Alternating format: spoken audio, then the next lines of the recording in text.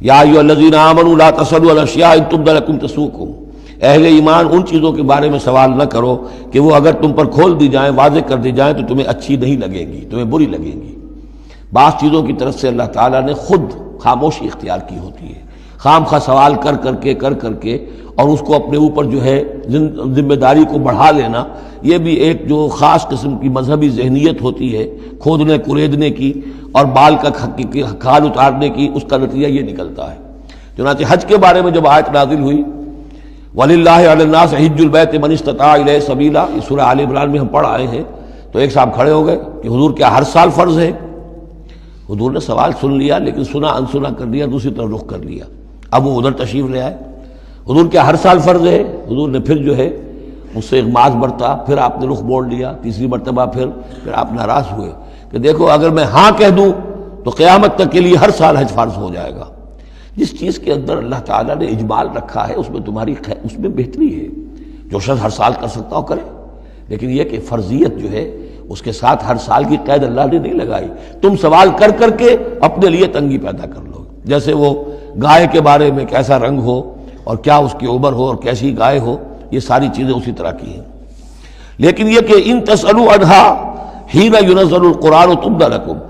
اگر تم سوال کرو گے جبکہ ابھی قرآن کا نزول جاری ہے تو وہ ظاہر کر دی جائے گی۔ اللہ تعالیٰ نے اپنی حکمت کے تحت اس کے اوپر پردے ڈالے ہوئے ہیں، وہ سمجھتا ہے کہ اس میں تمہارے لیے تنگی ہو جائے گی، بہت زیادہ ہو جائے گا، لیکن اگر سوال کرو گے تو پھر وہ ظاہر کر دی جائے گی۔ عفا اللہ عنہا، اللہ تعالیٰ نے اس میں درگزر سے کام لیا ہے، تو پر نرمی کی ہے، یہ کسی نسیان کی وجہ سے نہیں ہے، بھول کی وجہ سے نہیں ہے، غلطی کی وجہ سے نہیں ہے، معاذ اللہ۔ واللہ غفور حلیم، اللہ غفور ہے اور حلم والا ہے۔ قد سألها قوم من قبلکم ثم اصبحوا بها کافرین، تم سے پہلے کی قوم یہ اہل کتاب جو ہے اسی قسم کے سوال کرتے رہے اور پھر یہ کہ وہ اس کے انکار کرنے والے بن گئے۔ اب یہاں وہ چار چیزیں بھی آ رہی ہیں کہ جو ان کے ہاں بہت زیادہ مقدس ہو گئی تھی۔ ما جعل اللہ من بحیرۃ ولا صائبۃ ولا وسیلۃ ولا حام، وہاں کیا تھا؟ جعل اللہ الکعبۃ البیت الحرام قیاما للناس والشہر الحرام والہدی والقلائد، یہ چار چیزیں ان کی توثیق ہو گئی کہ یہ تو واقعتاً اللہ کی شریعت کے اجزاء ہیں، ان کا احترام اور ان کی حرمت کو ملحوظ رکھنا لازم ہے۔ یہ چار چیزیں یہ تمہارے جاہلیت کے دور کے جو مشرکانہ اوہام ہیں ان کی یادگاریں ہیں، اس کے لیے اللہ کی طرف سے کوئی سند نہیں ہے۔ ان چیزوں کے بارے میں بہت سے اقوال ہیں، لیکن میں یہاں آپ کو پڑھ کر سنا رہا ہوں کہ جو حضرت سعید ابن المسیب رحمۃ اللہ علیہ کی تفسیر صحیح بخاری میں جو ان الفاظ کی آئی ہے وہ مولانا شبیر احمد عثمانی صاحب نے اپنے حواشی میں نقل کی ہے۔ بحیرہ، جس جانور کا دودھ بتوں کے نام کر دیتے تھے کوئی اپنے کام میں نہ لاتا تھا۔ صائبہ، جو جانور بتوں کے نام پر ہمارے زمانے کے سانڈ کی طرح چھوڑ دیا جاتا تھا۔ وسیلہ، جو اونٹنی مسلسل مادہ بچہ جنے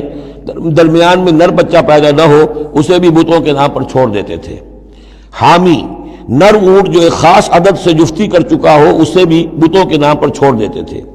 تو ان کو چھوڑ دیتے تھے کہ اب یہ کسی کوئی ان کو ہاتھ نہ لگائے، کوئی ان سے استفادہ نہ کرے، نہ ان کا گوشت کھایا جا سکتا ہے، نہ ان سے کوئی خدمت لی جا سکتی ہے، یہ محترم ہو گئے۔ تو اس کے لیے فرمایا ما جعل اللہ من بحیرۃ ولا صائبۃ ولا وسیلۃ ولا حام ولکن الذین کفروا یفترون علی اللہ الکذب، بلکہ یہ تو وہ لوگ جنہوں نے کفر کیا وہ افتراء کرتے رہے ہیں، جھوٹ گھڑتے رہے ہیں، اللہ کے ذمے یہ باتیں لگاتے رہے ہیں۔ واکثرهم لا یعقلون، ان کی اکثریت جو ہے وہ عقل سے عاری ہے۔ وَإِذَا قِيلَ لَهُمْ تَعَالَوْا إِلَىٰ مَا أَنزَلَ اللَّهُ وَإِلَى الرَّسُولِ، اور جب ان سے کہا جاتا ہے آؤ اس چیز کی طرف جو اللہ نے نازل فرمائی اور آؤ اللہ کے رسول کی طرف، بمصطفیٰ برسا خیش را کے دی ہم اوست، اگر بہو نہ رسیدی تمام بولا بیست، قالوا حسبنا ما وجدنا علیہ آباءنا، وہ کہتے ہیں ہمارے لیے وہ کافی ہے جس پر ہم نے اپنے آباء و اجداد کو پایا ہے، ان کی روایت یہی ہے، ان کی رسومات یہی تھیں، وہ کوئی جاہل تھوڑا ہی تھے،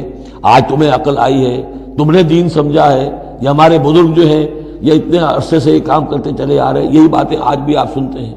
کسی رسم کو آپ کہیں کہ بھائی کوئی سند نہیں ہے اس کی دین میں، نہ کہیں صحابہ کے یہاں اس کا وجود تھا، لیکن یہ کہ کوئی چھوڑنے کو تیار نہیں ہے۔ اولو کان آباؤہم لا یعلمون شیئا ولا یہتدون، خواہ ان کے آباء و اجداد جو ہیں ایسے رہے ہوں کہ نہ انہیں کوئی علم حاصل ہوا ہو نہ ہی وہ ہدایت پر ہوں۔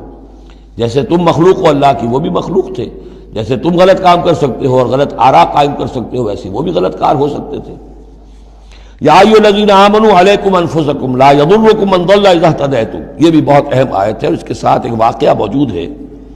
لفظی ترجمہ یہ ہے کہ اے لوگو، اے وہ لوگو جو ایمان لائے ہو، تم پر ذمہ داری ہے صرف اپنی جان کی، اپنی ذات کی۔ لا یضرکم من ضل، جو گمراہ ہو جائے کوئی اور،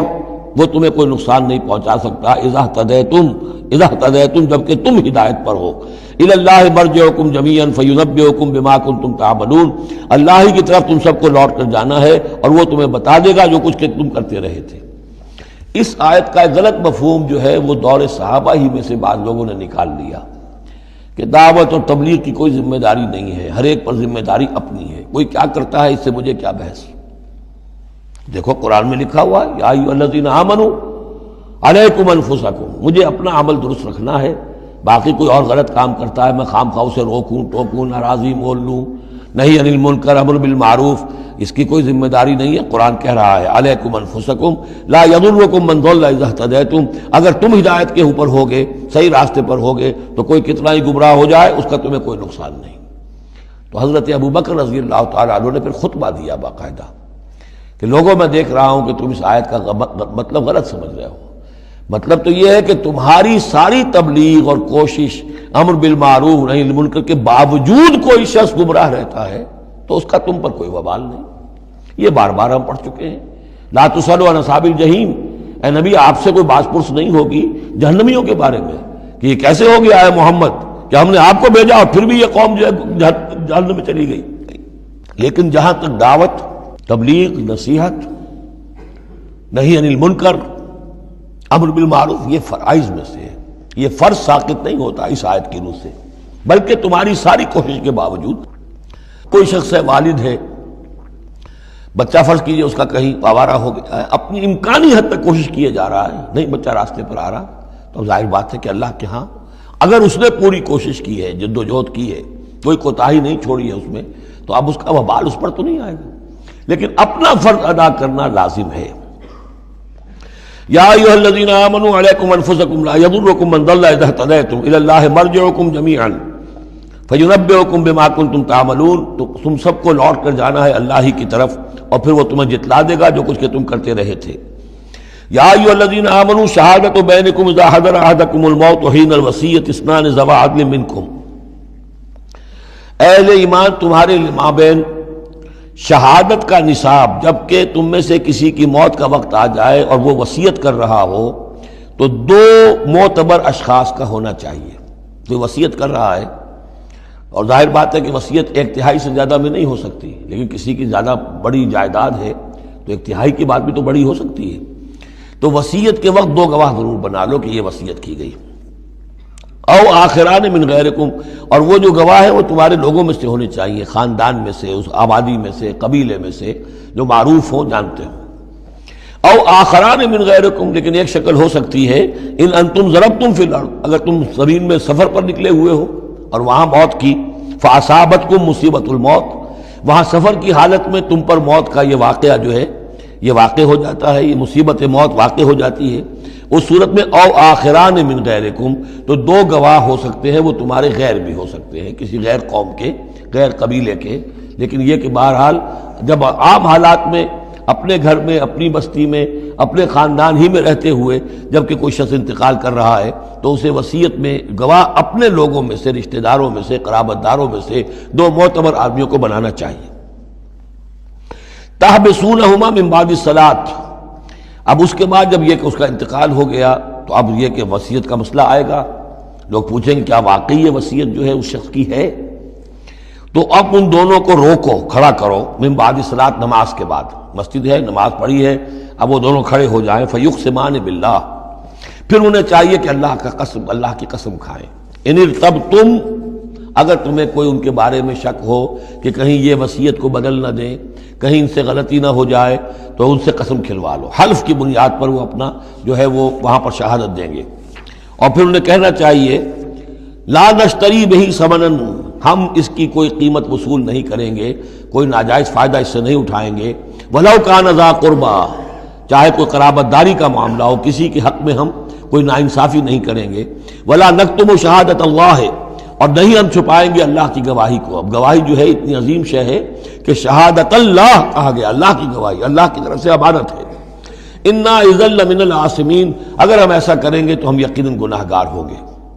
فإن عثر علی انہم استحقا اسما، پھر اگر یہ خبر ہو، یہ شک ہو، یہ اطلاع ملے کہ ان دونوں نے تو گناہ کمایا ہے، جھوٹ بولا ہے، حلفیہ بیان بھی غلط دیا ہے، وصیت میں ترمیم کی ہے، وصیت کو بدل دیا ہے، اس کے باوجود کہ نماز کے بعد حلف اٹھا کر یہ بات کر رہے ہیں۔ آخر انسان ہے، ہر معاشرے میں ہر طرح کا انسان ہر وقت موجود رہتا ہے۔ فآخران یقومان مقامہما، تو اب دو اور لوگ کھڑے ہوں جو کہ ان کی جگہ پر اب کھڑے ہوں، من الذین استحق علیہم العریان، کہ جن کے حق کو تلف کیا ہے ان پہلوں نے،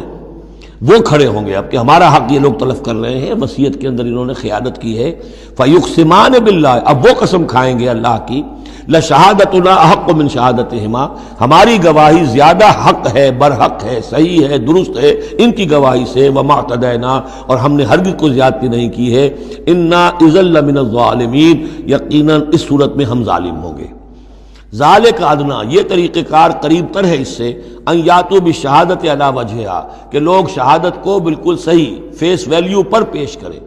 کیونکہ انہیں یہ معلوم ہوگا کہ ہم نے جھوٹی قسم کھا بھی لی، تب بھی جو دوسرا فریق ہے وہ بھی اگر قسم اٹھا گیا تو ہماری وہ جھوٹی قسم جو ہے وہ بھی ضائع ہو جائے گی، لہذا وہ پھر اس کی ہمت نہیں کریں گے۔ یہی معاملہ ہے کہ جو آئے گا، اگر کوئی کسی شخص کو اپنی بیوی کے اوپر شک ہے، شک کیا، اس نے دیکھا ہے بدکاری کرتے ہوئے، تو وہ اگر 4 مرتبہ قسم کھا کر کہے کہ جو میں کہہ رہا ہوں میں نے دیکھا ہے اور اس نے یہ بدکاری کی ہے، تو وہ 4 گواہوں کے برابر ہو جائے گی ایک شخص کی گواہی۔ لیکن یہ کہ اس کا جواب بھی یہ ہے کہ بیوی بھی اگر 4 مرتبہ قسم کھا کر کہہ دے کہ یہ جھوٹ بول رہا ہے، مجھ پر تہمت لگا رہا ہے، تو اس کی جو گواہی ہے وہ ساقط ہو جائے گی۔ تو یہ دونوں طرف سے اللہ تعالیٰ نے بیلنس کیا ہے کہ تاکہ یہ دونوں امکانات موجود رہیں۔ ذالک ادنی ان یاتوا بالشہادۃ علی وجہہا، یہ قریب تر ہے، اس سے مناسب تر ہے کہ لوگ گواہی جو ہے وہ صحیح شکل میں پیش کریں، اور یخافوا ان ترد ایمان بعد ایمانہم، کہ انہیں یہ خوف رہے کہ قسمیں جو ہے لوٹا دی جائیں گی، الٹی کر دی جائیں گی ان کی قسموں کے بعد۔ واتقوا اللہ واسمعوا، اور ڈرتے رہو اور سنتے رہو اور سن رکھو، واللہ لا یہدی القوم الفاسقین، اللہ ایسے فاسقوں کو ہدایت نہیں دیتا۔ اب یہ آخری 2